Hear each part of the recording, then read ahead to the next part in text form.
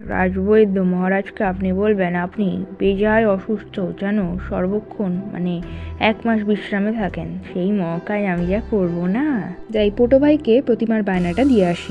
মহারাজ বলে পাঠালেন এবারে আমরা পুজো করছি না, তুমি প্রতিমা করার কাজ বন্ধ করো। এ কি আমার সর্বনাশ হলো! কি গো পোটো ভাই, প্রতিমা বানানো কত দূর?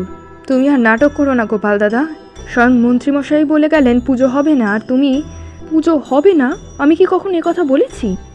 আমি কথা দিচ্ছি তোমাকে, পুজো ঠিক হবেই। তুমি একটা ফালতু লোক। গোপাল দাদু তোমায় বিপদে ফেলবে বলে মন্ত্রী পোটো কাকুকে প্রতিমা করার কাজ বন্ধ করে দিতে বলেছে। মন্ত্রীমশাই, রাজজ্যোতিষী আর রাজবৈদ্য সবাই মিলে গোপালের বিরুদ্ধে ষড়যন্ত্র করেছে।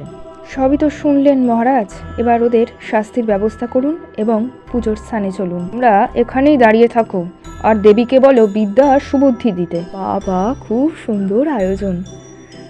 বলেছিলাম না পুজো হবেই। কি বড় ভাই, কথা রাখলাম তো? আমায় ক্ষমা করো গোপাল দাদা। না না, তোমার কোনো ভুল নেই। মন্ত্রীর সম্মানে বড়, তার কথাই তো মানার যোগ্য, তাই না? আর লজ্জায় ফেলো না।